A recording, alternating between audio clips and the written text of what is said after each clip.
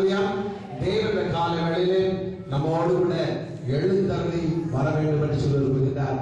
உங்கள் ஒவ்வொருவரும் கூட அவர் வருவர் என்று சொல்லி விரும்புகின்றார்.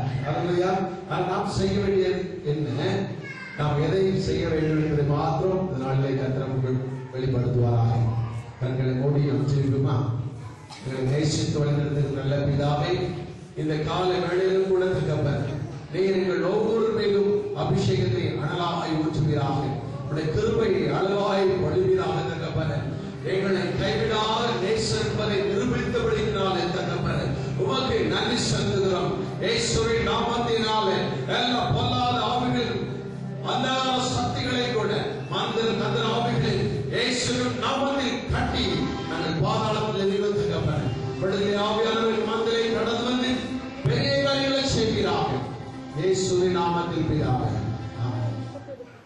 கட்டிட வீடும் நில பொருளும் கட்டிடம் உறவினர் கட்டிட வீடும் நில பொருளும் கட்டிடம் உறவினர் தொடுவிட்டு ஆவி போனா துணை ஒன்றோடு வருவதில்லை வருவாய் கருணை அடைகிறாய் வல்ல ஆண்டவர் இயேசுவண்டே வருவாய் கருணை அடைகிறாய் வல்ல ஆண்டவர் இயேசுவண்டே ஆனாலை எல்லாம் வீணாடாய் வருத்தத்தோடு அழிப்பதையே உன் ஆனாலை எல்லாம் வீணாடாய் வருத்தத்தோடு அழிப்பதையே வந்தவர் பாதம் சரணடைந்தார் அழித்து போதை சேர்த்துக் கொள்வார் வருவாய் கருணையிலுமே அடைகிறாய் அல்ல ஆண்டவர் இயேசுவண்டே வருவாய் கருணையிலுமே அடைகிறாய் அல்ல ஆண்டவர் இயேசுவண்டே தீராத வியாதி ஆவதெல்லாம் மாறிடுமே எந்தன் இயேசுவினால் தீராத வியாதி ஆவதெல்லாம் மாறிடுமே எந்தன் இயேசுவினால் வந்து வந்தேன் அவர் சமூகத்திலே பணிந்து வணங்கி உய்ய தேடுவாய் வருவாய் கருணையிலுமே அடைகிறாய் வல்ல ஆண்டவர் இயேசுவண்டே வருவாய் கருணையிலுமே அடைகிறாய் வல்ல ஆண்டவர் இயேசுவண்டே. ஹல்லேலூயா ஹல்லேலூயா. மூன்றாவது கவியை நீங்க எங்க போய் தேடி பார்த்தாலும் இருக்காது.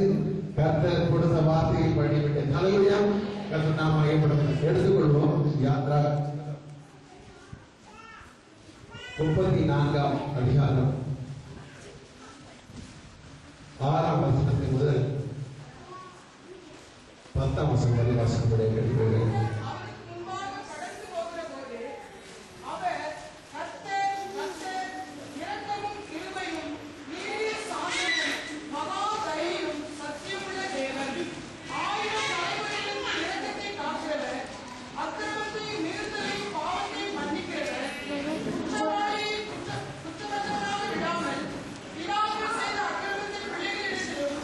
பிள்ளைகளுடைய பிள்ளைகளிடத்திலும் 3 4 தலைகள் மட்டும்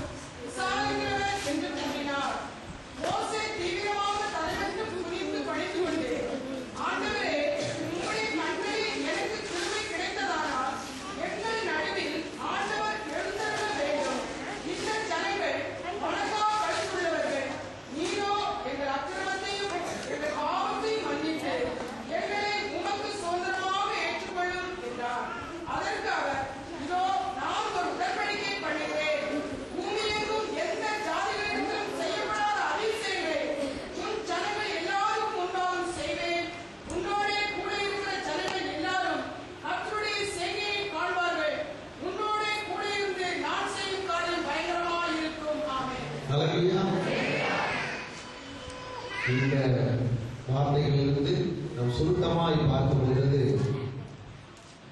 கர்த்தருடைய கிருபை. அல்லேலூயா. ஆண்டவரே, உடைய கண்களில் எனக்கு கிருபை கிடைத்ததனால் எங்கள் நடுவில் ஆண்டவர் எழுந்தருள வேண்டும். அல்லேலூயா. நமக்கெல்லாம் கிருபை கிடைச்சு சொன்னா என்ன சொல்லுவோம்? ஆவியின் மரங்களை தாரம் ஆண்டவர் என்று சொல்லி கேட்கிறோம். நல்ல ஒரு வீடு தாங்க, ஒரு மாடி வீடு தாங்க. மொட்டை மாடி உள்ளவங்கெல்லாம் மாடி வீடு, பூர்வ வீடு உள்ளவங்கெல்லாம் எந்த வீடு? கார வீடு. ஒவ்வொருத்தருக்கும் ஆசை. நடந்து போறவங்கலாம் சைக்கிள், சைக்கிள் போறவங்கலாம் பைக், பைக்ல போறவங்கலாம் கார், கார்ல போறவங்க நடந்ததுக்கு ஒன்றும் தெரியல. அன்னைக்கு ஒரு தேவ மனிதன், ஒரு நைஜீரியன், அமெரிக்காவிலிருந்து சமூகத்தில் பேசுகிறார். $10 வழி இல்லாத ஒருவரை கர்த்தர் உலகத்திலே கோடீஸ்வரனிலே வைத்திருக்கிறார். கம்ப்யூட்டர்ல நல்ல சாப்ட்வேர் கம்பெனி எல்லாம் ஓடுறவர் தான். அவர் வியாபாரம் நிறுவனத்துல என்ன வியாபாரம் பண்ணிருப்பார்? சாராயம் வியாபாரம் இருப்பாரா? அவருடைய வியாபாரம் சாராயம் இருப்பாரா? பிளைட் இருக்கிறாரு. ஒரே நாள்ல 2 பிளைட்டும் ஒரு ஹெலிகாப்டரும் அவருக்கு இலவசமாக கிடைச்சது. அப்போ எவ்வளவு பிளைட் எடுத்துருப்பாங்க? $10 வழி இல்லாத ஒருவரை கர்த்தர் உயர்த்தி வைத்திருக்கிறார். அல்லேலூயா. ஆனால் அவருடைய மெயின் பிசினஸ் எத்தனை இருந்தாலும் அவர் கர்த்தருக்கு ஊழியம் செய்து கொண்டிருக்கிறார். அல்லேலூயா. ஒரு சுவிசேஷகனாக அற்புதமாய், சும்மா இல்ல, கர்த்தர் நிரப்பி வழி பாத்திரமாய் அதிசயங்களை அற்புதத்தை நடத்தி வருகிறார். உண்மையிலே பார்க்க போனால் அப்படி ஒரு போகிற இடத்துல எல்லாம் கர்த்தர் நம்மோடு கூட எழுந்தருளி வர வேண்டும் என்று சொன்னால் அவருடைய கிருபை கிடைக்க வேண்டும். அவர் கற்றுக்கொண்ட ஒரு பாடம் என்று சொன்னார், எவ்வளவு பணம் இருக்கிறதோ அதுல நான் 10ல் 1 ஆண்டவருக்கு கொடுத்துருவேன். எவ்வளவு பணம் இருக்கிறதோ அதை முழுதுமே நான் சில நேரத்தில் ஆண்டவர் கொடுப்பேன். அந்த நேரம் கையில எவ்வளவு இருக்கோ அவ்வளவு போய் கொடுத்துருவேன். என்னை கர்த்தர் ஆசீர்வதித்திருக்கிறார். ஒரு நைஜீரியா நாட்டிலிருந்து அமெரிக்கா சென்று அங்கே அமெரிக்காவில் போய், அமெரிக்காவில் உள்ளவங்களே கஷ்டப்படுறாங்க. நிறைய பேருக்கு கார் உண்டு, வீடு உண்டு, ஆனா சாப்பாட்டுக்கு வழி கிடையாது, வேலை இல்லை. ஏன்னா அந்த கம்பெனி எல்லாம் நட்டம், அவங்களோட பொருளாதார விளைவுகள். அமெரிக்க கம்பெனிலாம் அங்க சிங்கப்பூர் முதலுக்கு வச்சிருக்காங்க சொல்லி உலகத்தின் கம்பெனிலாம் அங்கு நடத்த முடியாதபடினால இங்கே கொண்டு வைத்து நடத்துகிறார்கள். பிரியமானவர்களே, கர்த்தர் யாரை எங்கே வைத்து உயர்த்த வேண்டுமோ உயர்த்துவார். அல்லேலூயா. அவர் சேனைகளின் கர்த்தர், அவர் எச்சரிக்கை உள்ள தேவன். எப்படின்னா இன்னைக்கு கிறிஸ்துமஸ்க்கு பாருங்க, ஏசப்பா சொல்றீங்க. இயேசு என்றால் ஜனங்களின் பாவங்களை நீக்கி நம்மை ரட்சிக்கிறவர் என்று சொல்லி அர்த்தம். இம்மானுவேல் என்று சொன்னால் தேவன் நம்மோடு இருக்கிறார் என்று அர்த்தமா.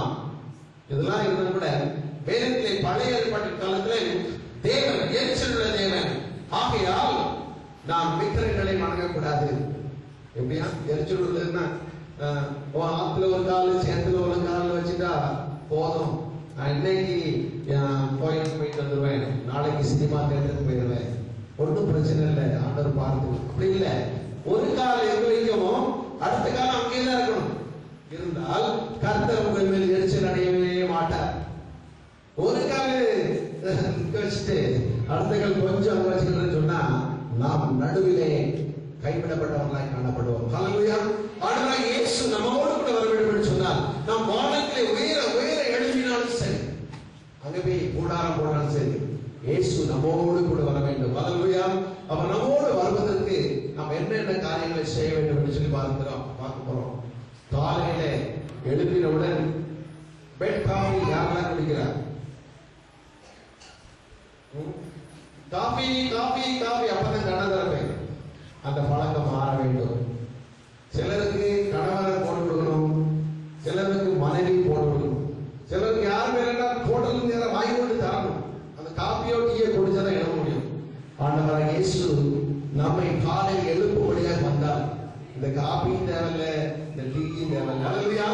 நாம் பசித்திருக்கும்படி அல்ல, நாம் பசியா இல்லாதபடிக்கு தேவன் வழி நடத்த முடியும். அல்லேலூயா. அப்ப தேவனுடைய கிருபை நம்மை காண வேண்டும் என்று சொன்னால் அதிகாலையிலே நாம் அவருடைய சம்பத்தை தேடியாக வேண்டும். பெட்ல திரும்பி முழங்க